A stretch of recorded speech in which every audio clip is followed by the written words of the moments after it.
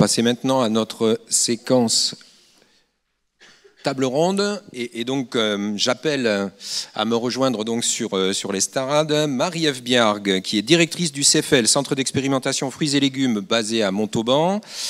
Thierry Dufour, expert en viticulture et œnologie à l'Institut français de la vigne et du vin. Sophie Valade, directrice région sud chez Arvalis, Institut technique en grande culture. Et Jean Ségers, délégué régional Occitanie à l'Institut de l'élevage. Venez me rejoindre. Oui, ben installez-vous. Il n'y a pas d'ordre. Moi, je me mets là.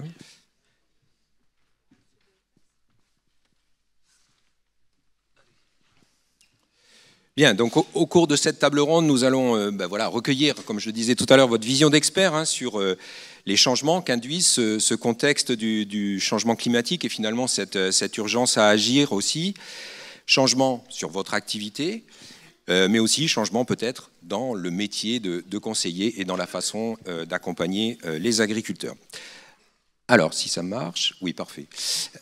Pour commencer, donc à l'aide de la carte que vous avez devant vous et que le public voit, et qui présente finalement l'orientation agricole un peu des surfaces du territoire de la région, je vous propose à chacun, pour que tout le monde puisse comprendre un peu où se placent finalement les différentes productions et de caractériser chacune de vos filières, ses bassins de production, ses spécificités. Sophie, on commence avec toi.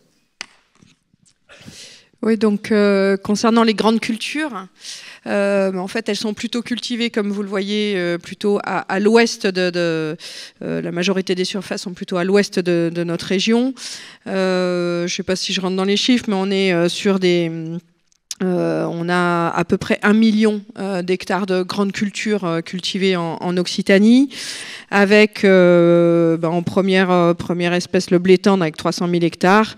Et puis viennent ensuite le tournesol, 180 000 hectares, le blé dur, le maïs et l'orge autour de 100 000, 120 000 hectares, le soja, le colza, le sorgho aussi.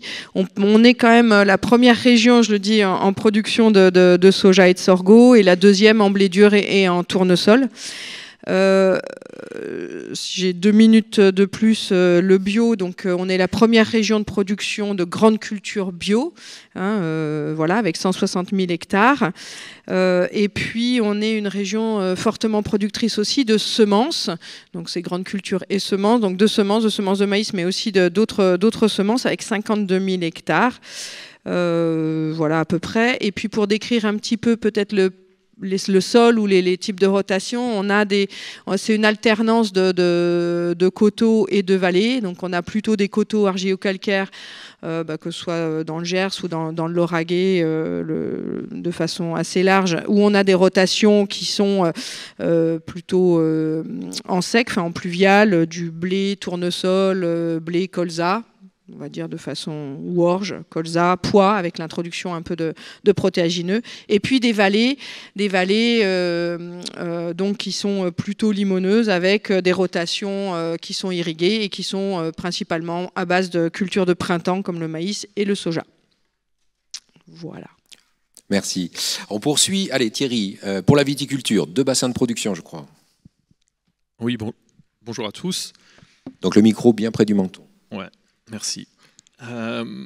Effectivement, les vignobles en Occitanie, c'est le premier vignoble national. On a 230 000 hectares sur le pourtour méditerranéen et puis à peu près un peu moins de 40 000 hectares sur la zone Midi-Pyrénées. Ça représente 80% des volumes IGP, 30% de la production française de volume de vin. Voilà, donc le premier vignoble au niveau national. Il y a aussi une très grande diversité. On a 87 appellations sous signe de qualité, que ce soit appellation d'origine protégée ou IGP. Donc ça renseigne aussi de la diversité à la fois des sols, des climats et des pratiques à mettre en œuvre. Donc un gros enjeu d'adaptation dans toute cette diversité. Merci. Marie-Ève, fruits et légumes. Bonjour. Donc l'Occitanie est une région où les cultures spécialisées ont une grande place, les fruits, les légumes. On est la 2e région française pour la culture des fruits et la 4e région pour le maraîchage. Schématiquement, les bassins de production, on a donc plutôt à l'ouest de la région la zone Tarn-et-Garonne, Lot, avec des cultures fruitières et légumières, et puis à l'est de la région, les départements du Gard, de l'Hérault et des Pyrénées-Orientales. Juste quelques chiffres, le verger d'Occitanie, avec plus de 40 000 hectares, représente 20% du verger français. On peut signaler aussi la place en tant que premier producteur de pommes et de prunes de table du Tarn-et-Garonne, et puis également sur les cultures légumières, le bassin de production important en melon que constitue l'Occitanie. Également aussi dire que la filière fruits et légumes a aussi une importance sur le plan économique dans la région. Alors l'agriculture dans son ensemble en tant que premier secteur économique sur la région, mais du coup les cultures spécialisées y contribuent largement.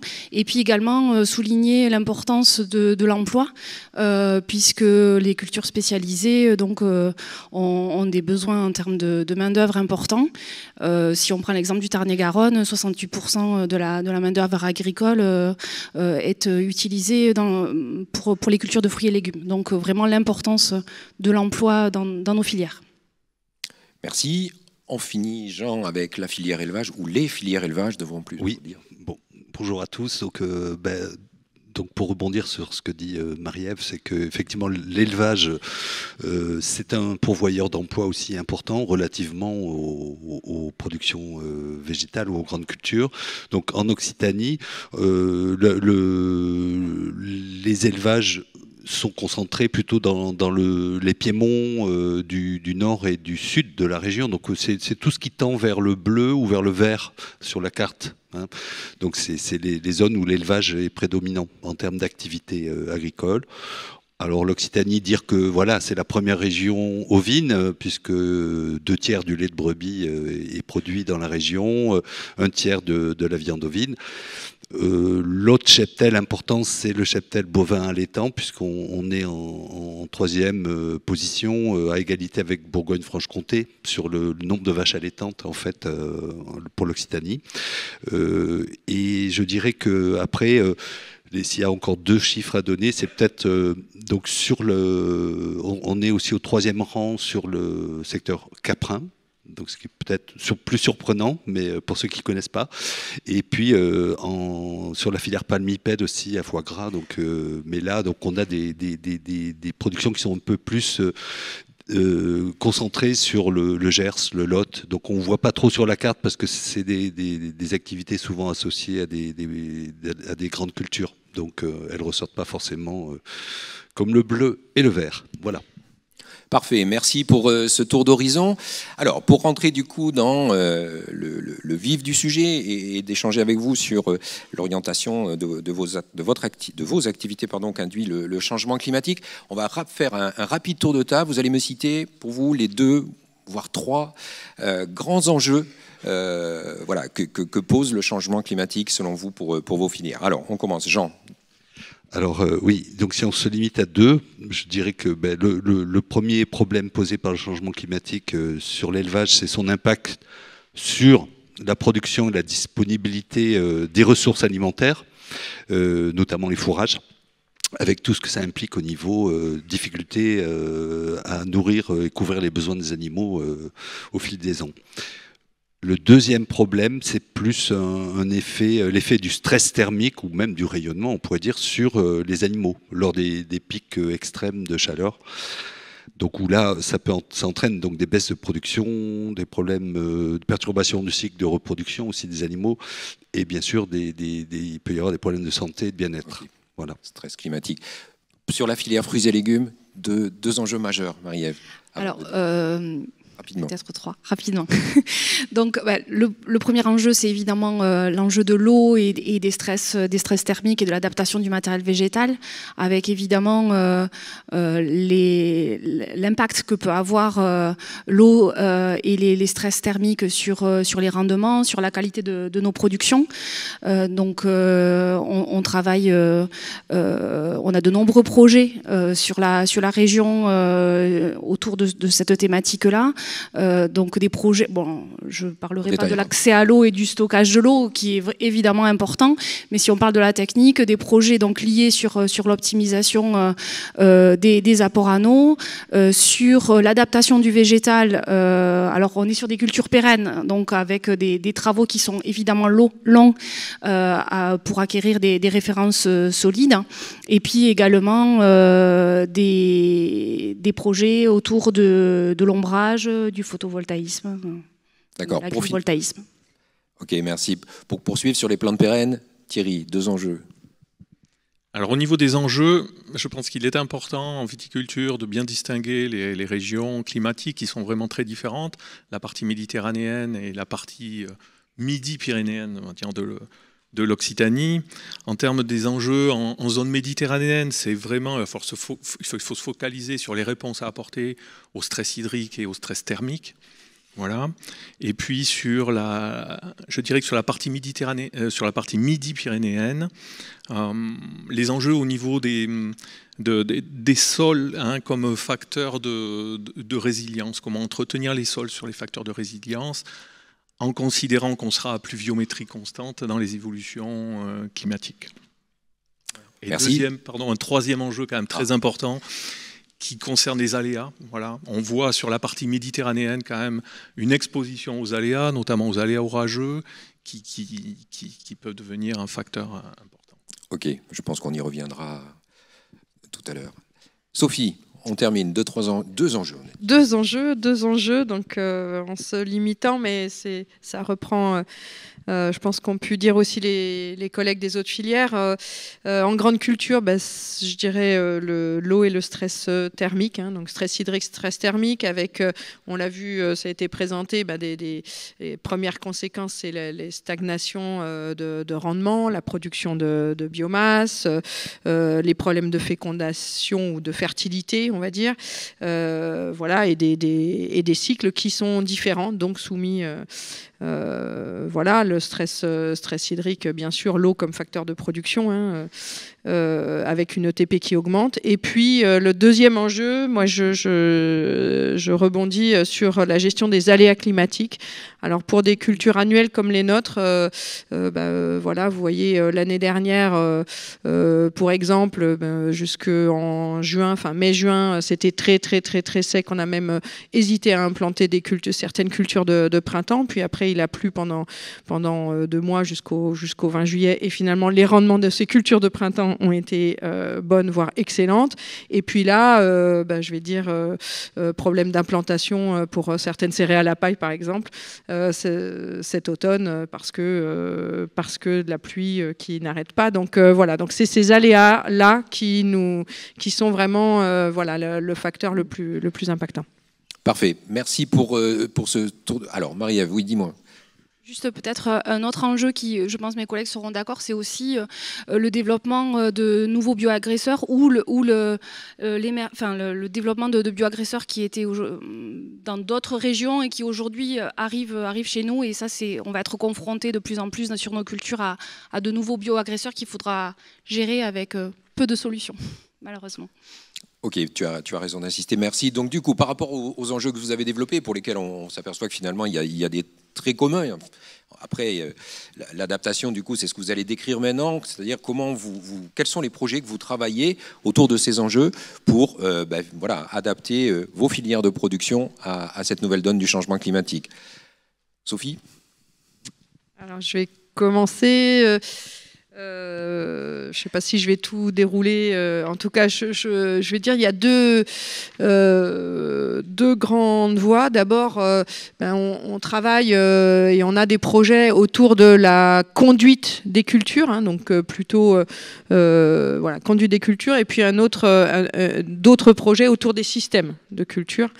Donc sur la conduite des cultures, le changement climatique induit on va dire des cycles qui peuvent être différents et qui nécessitent pour nous de voir comment on peut adapter pour que ces cultures puissent, on va dire, échapper à des stress, que ce soit hydriques ou thermiques. Donc, par exemple, on travaille sur les dates de semis, sur les céréales à paille, avec comment je peux retarder la date de semis pour éviter des montaisons trop rapides et puis donc une sensibilité au stress. Ça va être le développement de cultures robustes que Terra Innovia développe avec des techniques d'implantation, comment j'implante un colza pour qu'il puisse lever même en conditions sèches, comment j'implante un tournesol aussi pour qu'il puisse lever rapidement et être robuste. Donc ça, c'est sur semi-implantation, c'est des choses importantes. Sur le pilotage des intrants, donc les aléas et le fait qu'on ait parfois des périodes très très sèches où fait qu'on travaille sur l'efficience de l'irrigation, de l'eau et de l'irrigation. Le pilotage de l'irrigation, on est en train de construire un outil qui, par exemple, un outil de pilotage de l'irrigation en volume limité et qui s'adapte au cours de la campagne, hein, au fur et à mesure, avec des calendriers pour des agriculteurs qui vont s'adapter en fonction de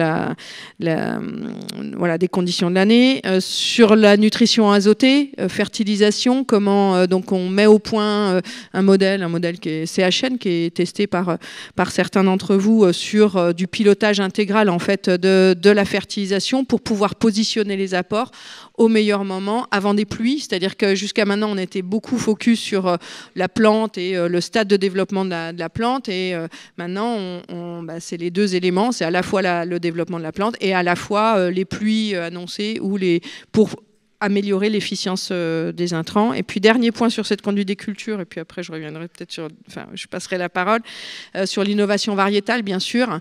Donc on a des gros travaux, que ce soit sur des cultures sur le maïs ou sur des céréales à paille, voire sur des oléoprotéagineux aussi, pour voir quels sont les mécanismes en jeu dans la tolérance ou la résistance des variétés à des stress hydriques.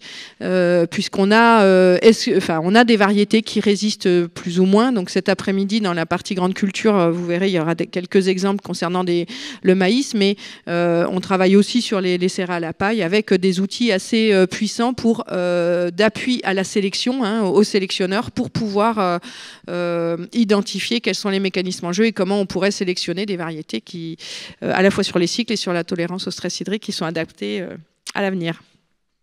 Merci Sophie. Marie-Ève, on poursuit avec toi. L'innovation sur le matériel végétal, ça doit être aussi un sujet. Alors oui, tout à fait. Il y a de nombreux travaux, évidemment, sur l'évaluation de nouveaux matériels. Alors, deux choses.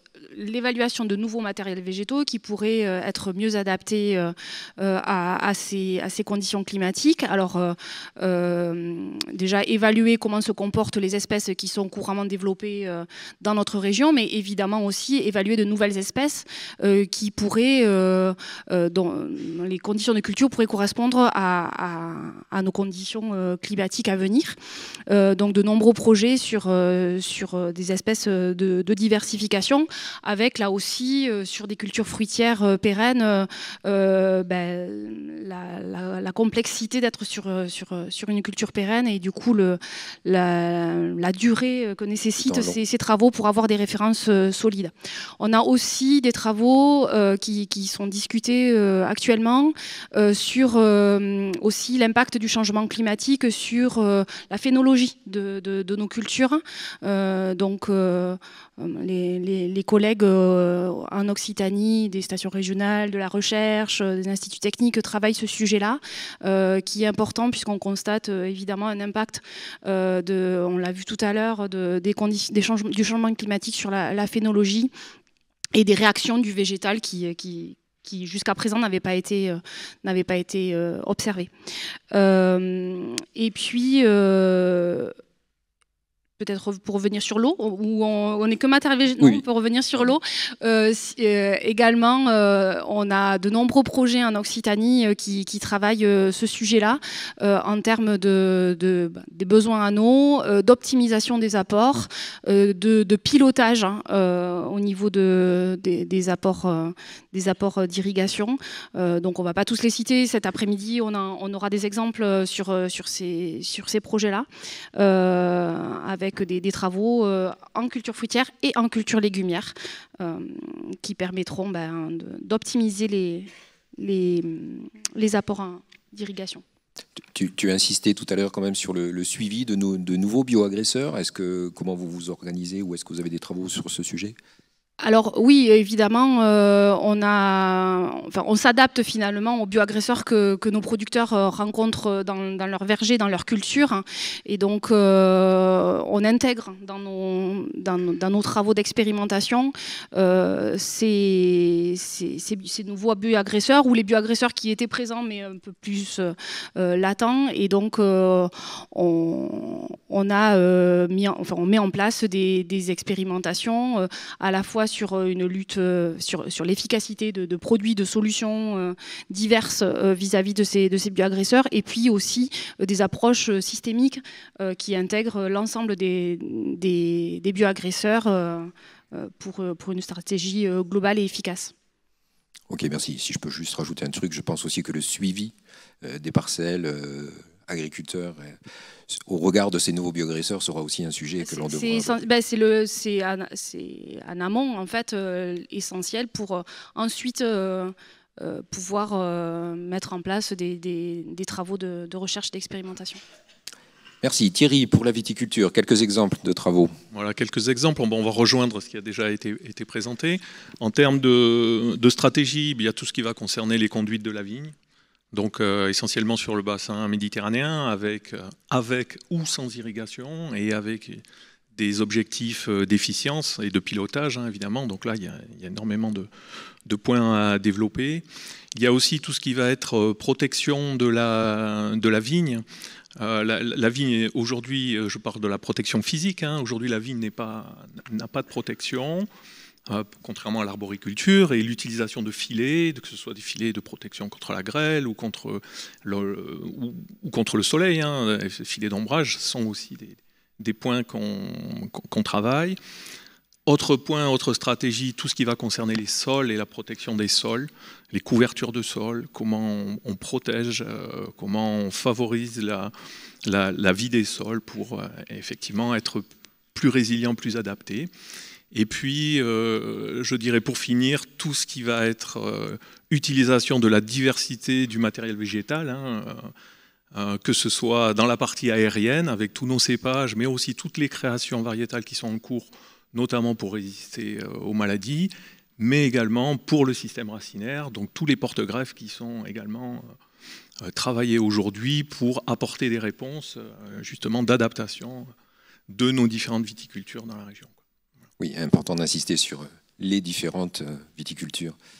Jean, pour la filière élevage, alors quelques projets. Alors plutôt pour les ruminants, je dirais, on va le voir cet après-midi puisqu'on va faire 2 gros focus. Un sur l'évaluation de ressources fourragères alternatives et donc qui peuvent présenter un intérêt justement pour les élevages, en termes fourragers. Puis après, il y a beaucoup de choses qui sont faites autour l'adaptation des systèmes d'élevage au sens global. Donc, comment des éleveurs sont arrivés à rendre leur système moins vulnérable, par exemple, au fil des ans. Voilà. Et puis, si vous regardez la page du programme élevage de cet après-midi, vous verrez qu'on a prévu un World Café avec un tour d'horizon assez rapide qui balaye tous les autres domaines sur lesquels des travaux se font ou des réflexions se font. Donc, ça peut aller...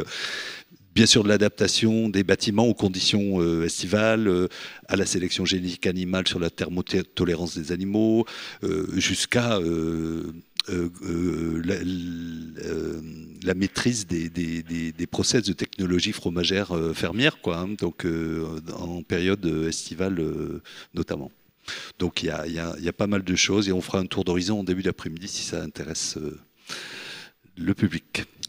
Nul doute que ça intéressera le plus. Sophie, oui. Oui, je voulais donc peut-être rebondir aussi par rapport au système d'élevage. Donc, en grande culture, on travaille aussi beaucoup sur l'adaptation des systèmes de production comme facteur de résilience en fait par rapport aux aléas climatiques. Et là, on travaille à la fois sur le sol, donc on l'abordera beaucoup cet après-midi dans la partie grande culture, sur le sol, comment le sol est un réservoir, est une ressource et permet à la plante en fait de s'alimenter et de voilà comment on peut le valoriser pour continuer à produire, voire à protéger les plantes, etc. Donc ça vraiment le sol. Et puis sur les systèmes, l'allongement des rotations pour aussi comme facteur de résilience des aléas.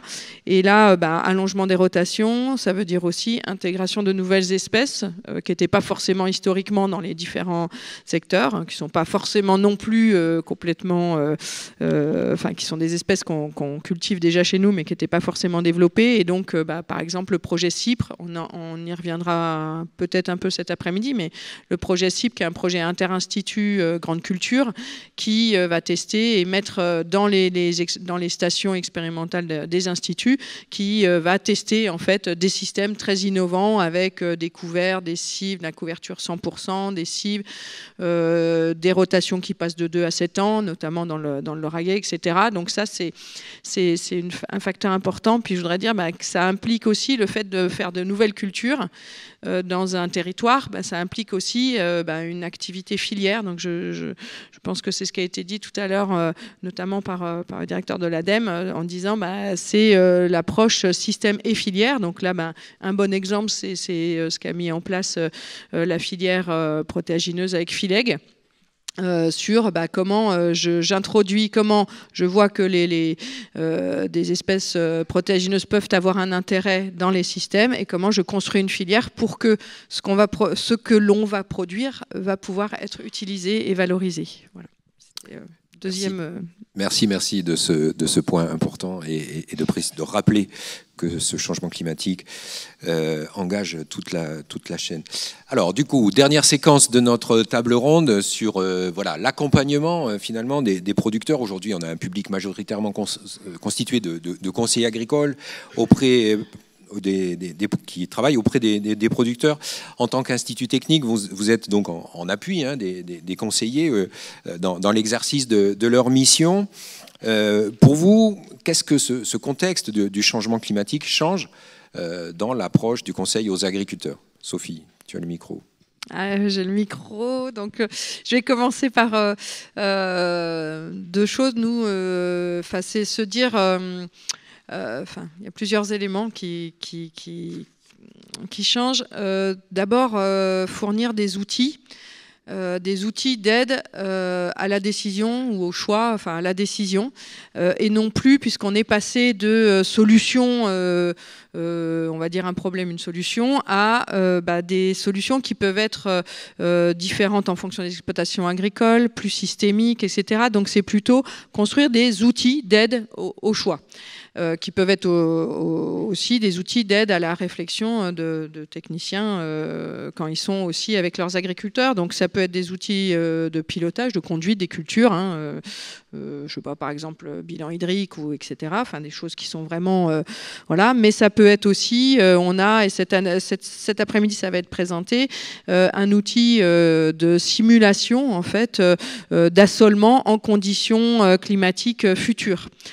Et donc là, on propose, en fait, on propose un outil qui s'appelle Azalée pour co-construire avec des groupes d'agriculteurs des assolements de demain en grande culture, et comment on a derrière toute des bases de données qui issues de nos références pour pouvoir calculer à la fois des indices de production dans un climat futur, donc quelle espèce sera la plus rentable, quelle va être sa variabilité, et au final, est-ce que voilà, la viabilité en fait de ces solutions. Donc ça, c'est voilà, des exemples d'outils d'aide au choix.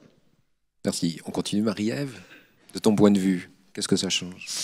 Alors, déjà, il faut, de plus en plus, évidemment, on intègre les critères de changement climatique dans nos travaux, et puis ensuite, lorsqu'on les diffuse dans le conseil, tout en gardant, et ça c'est vraiment évidemment important, le volet économique. Évidemment, donc il faut absolument avoir intégré tous ces critères-là. Donc évidemment, au niveau des instituts techniques, des stations régionales, les travaux intègrent ces éléments-là pour acquérir des références, et ensuite l'importance, c'est le transfert en s'appuyant sur des groupes 30 000, des groupes de producteurs innovants pour développer dans un premier temps des solutions adaptées qui ensuite feront un peu tache d'huile et permettront pourront se développer plus largement à l'ensemble des producteurs de la région. Et comme le disait Sophie, ces critères climatiques, ils sont divers, et il faut les intégrer dans une approche systémique. Donc c'est aussi... Aujourd'hui, à côté de nos programmes où on a des évaluations de solutions un petit peu factorielles, on a aussi des approches systémiques qui intègrent tous ces critères-là, et notamment les critères climatiques, pour proposer des solutions globales aux producteurs. Merci. Thierry, on poursuit. Oui, je rejoins ce qui a été dit sur les outils. Et pour revenir sur l'approche systémique, il y a dans la filière viticole au niveau national, et donc décliné en région Occitanie, l'ambition d'implanter des démonstrateurs, des sites vitrines sur lesquels on mettrait en place, donc en action de co-construction, avec les conseillers, avec les producteurs, des combinaisons de leviers d'adaptation, mais aussi des pratiques d'atténuation, pour essayer d'amener donc à la fois les conseillers et les producteurs à s'engager dans cette voie d'adaptation et d'atténuation aussi, évidemment. Ok, donc du dispositif un peu crash test au plus près des contextes de production. Voilà, avec une recherche d'innovation, avec de la rupture évidemment, et surtout des combinaisons de leviers. Voilà. Merci. Jean, de ton point de vue? Alors, je dirais pour l'élevage, surtout l'élevage herbivore, la question c'est d'accompagner les éleveurs dans la reconception de leur système, sachant qu'en Occitanie, je pense que les éleveurs ont déjà un vécu. Ils sont sans doute mieux armés par rapport à leurs collègues du quart nord-ouest de la France. Ils ont une certaine flexibilité, ils savent un peu mieux gérer l'instabilité. Mais la contrepartie, c'est des surcoûts structurels que ça entraîne. Alors je dirais que s'il y a une chose qui est importante, c'est pour accompagner ce genre de reconception, c'est la question des compétences en termes d'approche globale des systèmes, parce que le système d'élevage, polyculture élevage, c'est complexe à appréhender. Donc, alors il se trouve que dans ce secteur, on a la chance d'avoir une très bonne école pour former des conseillers à l'approche globale à travers le dispositif Inosis Réseau d'élevage, qu'on conduit en partenariat entre l'Institut de l'élevage et les chambres d'agriculture. Donc il y a aussi une autre très bonne école, c'est le réseau national mais aussi régional, donc des conseillers fourrage, donc qui est constitué, structuré, qui fait des biennales, etc. Donc je pense que c'est rien que ça c'est des outils qui mériteraient d'être confrontés. Alors après, quand on écoute les éleveurs, ce qu'ils expriment, c'est ils ont du mal à s'y retrouver dans toutes les solutions ou toutes les infos qu'ils peuvent trouver, notamment sur le web. Donc ça, je trouve que ça milite quand même pour de l'accompagnement, alors à la fois individuel, mais aussi collectif, parce qu'il y a aussi un gros besoin entre éleveurs d'échange d'expériences, et Dieu sait si certains sont de plus en plus isolés dans leur zone. Et puis, pour terminer sur les outils, alors bien sûr, il y a besoin d'outils pour le diagnostic, pour accompagner des plans de projets, etc. Sauf que j'ai quand même du mal à... Enfin, je ne pense pas qu'il faille attendre grand-chose d'outils presse-bouton. Surtout si c'est pour les mettre entre les mains de conseillers qui vont rester en poste qu'1 an ou 2 ans, puisque c'est malheureusement la réalité. Donc voilà, je pense que l'enjeu, c'est comment on peut conforter l'expertise globale des conseillers sur les systèmes d'élevage, en articulation avec les compétences plus spécialisées, agronomie, fourrage, zootechnie. Merci de ces mots. On avait aussi abordé peut-être un point, je ne sais pas si c'est là-dessus que tu veux rebondir, Sophie, mais on a vu que finalement les agriculteurs allaient avoir de plus en plus d'aléas à gérer, donc introduire peut-être un peu plus davantage cette notion de culture du risque. Comment on peut préparer les conseillers à ça ? Alors c'est pas là-dessus que je voulais intervenir parce que c'est une très excellente. L'animateur est imprévisible. Donc. Non, mais c'est très bien et c'est une des grandes questions.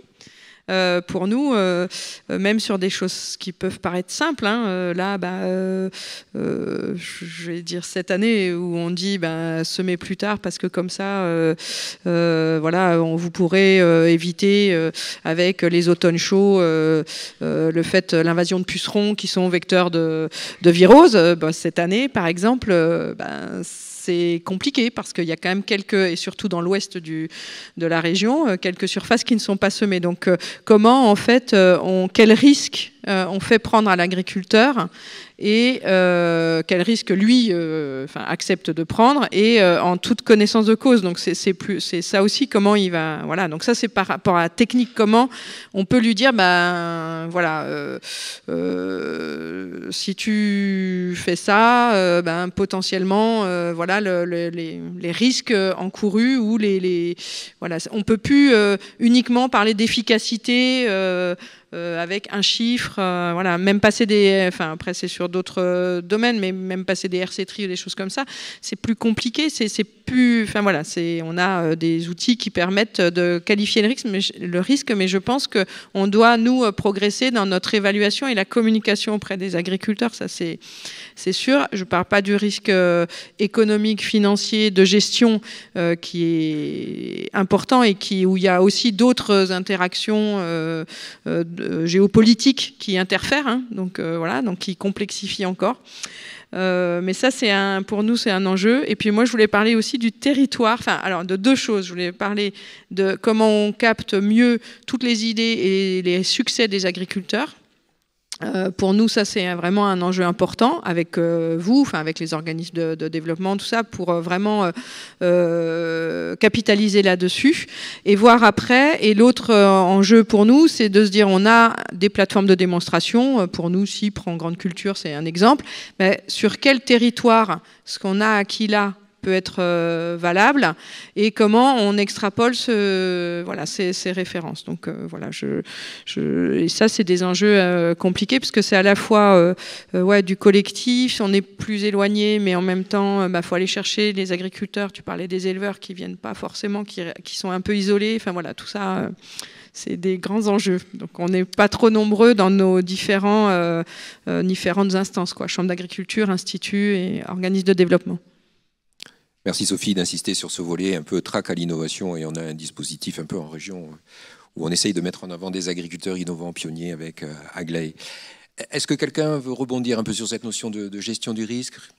climatique. Ouais, juste un commentaire. On a sur le bassin Midi-Pyrénées, sur le bassin viticole, un programme où on cherche justement à caractériser les vulnérabilités du vignoble. Et dans ce programme-là, évidemment, les notions de définition de la vulnérabilité, des facteurs de la vulnérabilité, mais aussi de la structure des exploitations, sont vraiment à définir. Et donc, il y a tout ce travail-là à faire, et ce travail est à faire avec, évidemment, les conseillers départementaux, au plus près des agriculteurs, pour justement les aider à progresser vis-à-vis de ces approches-là. Voilà, merci. Tu parles sûrement du projet SOADA. Projet SOADA. Pour lequel la région et l'agence de l'eau Adour-Garonne nous accompagnent. Merci. Peut-être juste pour l'élevage, je pense qu'on parle beaucoup en fait de sécurisation des systèmes fourragers notamment. Donc c'est le pendant en fait, sécuriser pour être moins exposé au risque quand il survient, quoi. Et donc c'est là où l'expérience est intéressante à capitaliser. Et effectivement, elle est pas forcément reproductible d'un territoire à l'autre, quoi. C'est ça aussi. Sécurisé dans un contexte où l'aléa est de plus en plus important, avec une gestion interannuelle. Ok, merci beaucoup pour vos quelques mots. Alors, je pense qu'on a le temps de prendre quelques questions. Si mes collègues sont prêtes. Oui, Ariane. Alors, quelques questions pour nos intervenants. Oui, alors on en a plusieurs. Une première question sur le fait de savoir, est-ce qu'aujourd'hui vous avez des connaissances techniques et économiques qui vous permettent d'identifier si pour certaines productions on va atteindre des points de rupture. Donc concrètement, par exemple, en grande culture, à quel moment on peut considérer qu'on ne pourra plus produire du blé dur dans un climat méditerranéen dont on sait que le nombre de jours échaudants risque d'augmenter. Voilà, ça peut être aussi sur d'autres types de production. Alors, principalement sur... la question, elle est large. Si je réponds par rapport juste au blé dur et jours échaudants, juste pour dire qu'on a fait évoluer les références qu'on avait sur les jours échaudants, on considérait un jour échaudant à 25 degrés. Ce qui a été présenté, c'était 30 degrés, parce que, en fait, les références qu'on avait dans notre institut, c'était des références anciennes, et on se rend compte que finalement, les plantes sont capables de pousser même jusqu'à 30 degrés. Donc, on a réaugmenté le seuil juste de 25 à 30 degrés, la température.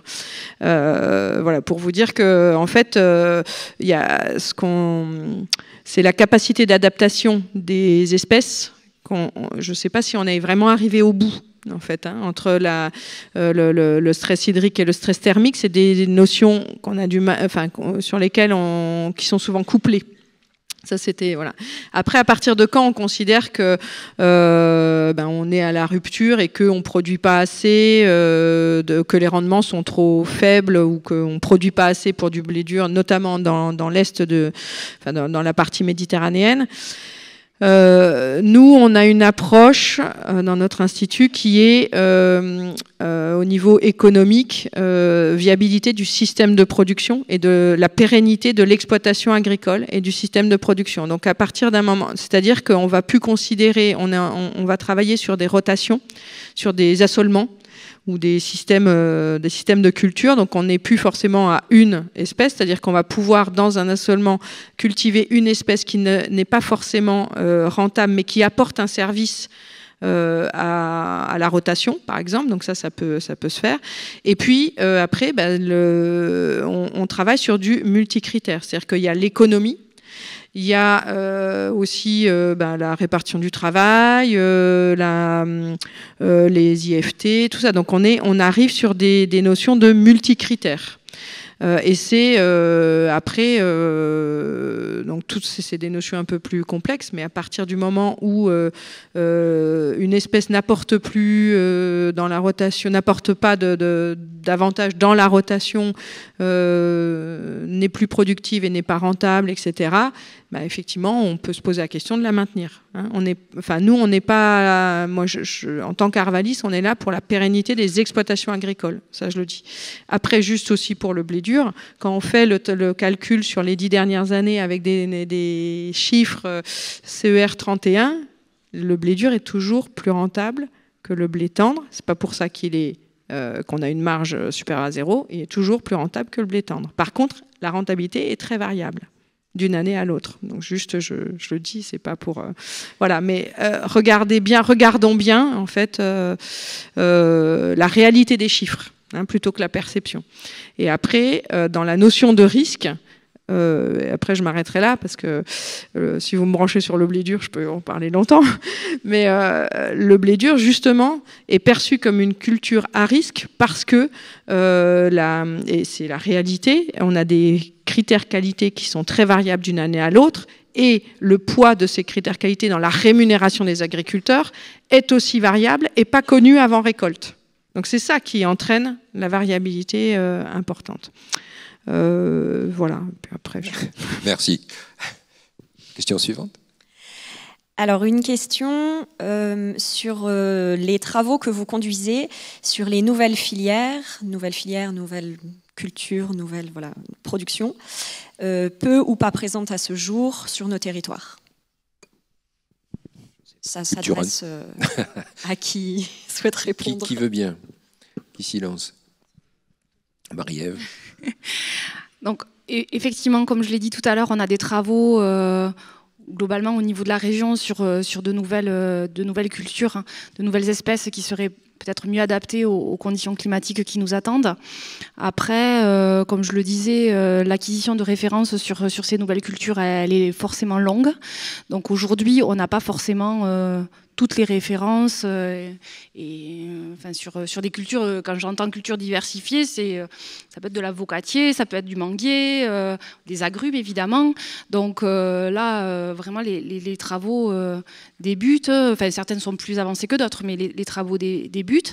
Il faut voir s'ils sont adaptés à notre contexte. Il faut aussi prendre en compte leurs besoins en eau, puisque ces cultures-là, pour la plupart, ont des besoins en eau importants. Et puis, effectivement, il faut également, en parallèle de ces acquisitions de références techniques, avoir une approche économique et voir quelle est la place de ces produits sur nos marchés.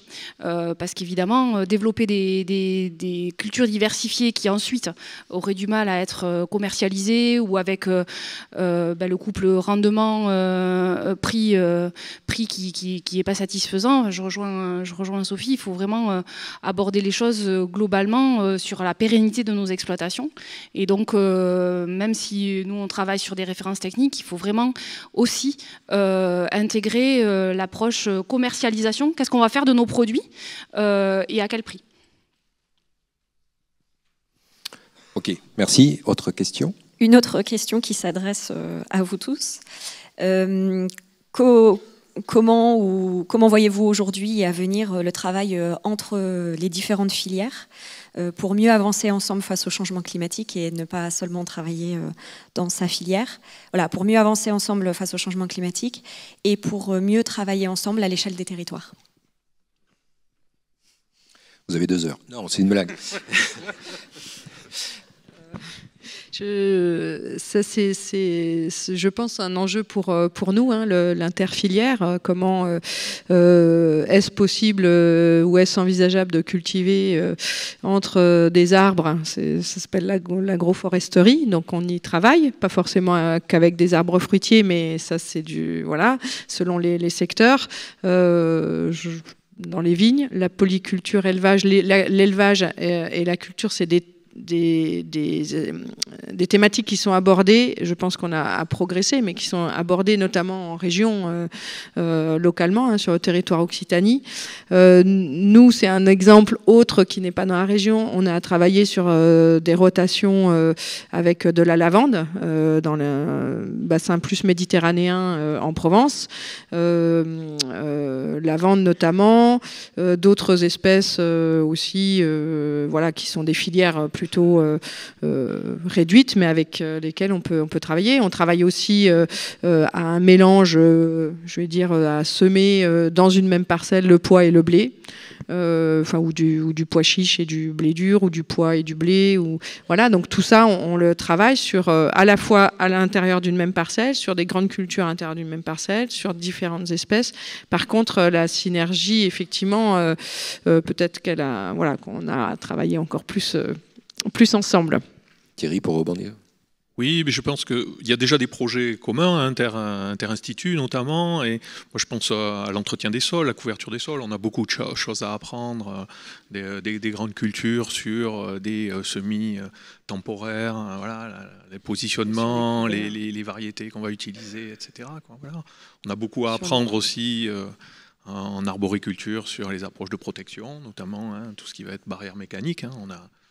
En viticulture, on n'a pas. Donc, il y a des choses à faire, il y a des projets en cours à ce niveau-là et qui doivent se développer. La production d'énergie. De l'élevage, pour évidemment mettre aussi des animaux pour entretenir les sols. Ces surfaces additionnelles permises par l'arbo, la vitie. Oui, tout à fait. Voilà. Sachant que nous aussi, on a des questions sur les variétés fourragères. Donc, on travaille, notamment, voilà. On travaille avec des sélectionneurs sur des variétés de Luserne, par exemple. C'est un projet il y a un site dans le Tarn c'est un projet qui s'appelle Bébé Socoul et qui sur quelle variété de Luzerne est mieux adaptée dans des rotations ou même des types de cultures intercalaires. Voilà. Donc ça vient de démarrer. Parce que tout à l'heure, il y avait la question, à partir de quand ça sera plus possible de... Mais en fait, il y a des plantes comme la luzerne qui ont vraiment de l'avenir devant elles, quoi. Donc, voilà. Et même des plantes comme le maïs fourrage... alors, peut-être faudrait voir avec les nouveaux scénarios, mais entre l'effet CO2, etc. Et puis, il y a ce phénomène qui est le décalage de végétatif qui se fait notamment dans les prairies. Donc, c'est sûr que la biomasse produite ne peut pas forcément toujours être en baisse. Elle peut être au même niveau, mais elle n'est pas récoltable au même moment. Donc, ça aussi, c'est un autre sujet. Effectivement, l'évolution du climat peut permettre aussi une offre climatique supplémentaire qui peut présenter quelques opportunités au développement de nouvelles espèces. On l'abordera dans certains ateliers cet après-midi. Dernière question, Ariane. Une dernière question qui s'adresse à qui souhaite répondre sur l'existence d'études économiques sur l'impact du changement des pratiques agricoles liées au changement climatique, sur les coûts de production et les revenus. Est-ce qu'il existe des travaux ou est-ce que vous avez le projet d'en faire ? Alors, oui, bon, sur l'élevage, je parlais du dispositif Innosis réseau d'élevage, donc il y a beaucoup de collègues dans la salle donc, qui passent beaucoup de temps sur ces évaluations d'impact d'années un peu conjoncturelles difficiles sur le plan climatique. Donc, c'est des choses qui se font couramment. Nous, l'entrée n'est pas forcément adaptation au changement climatique. Dans l'évaluation de coûts, de mise en œuvre de techniques particulières, ce n'est pas uniquement dans l'entrée changement climatique, mais par contre, on a des éléments, des bases, voilà, on a des éléments et on a des outils, notamment pour vraiment calculer, évaluer, donc sur des fermes types, avec un outil Cister, évaluer l'évolution du coût de production lié au changement de pratique ou au changement d'assolement. Oui, on peut le faire. Après, si avec des entrées vraiment en changement climatique, on peut très bien imaginer proposer quelque chose là-dessus. Parfait, merci beaucoup. Je vous propose de clore cette table ronde en remerciant une nouvelle fois nos participants. Et ils restent tous les quatre, donc bien sûr, avec nous toute la journée. Vous les retrouverez notamment cet après-midi dans les ateliers filières.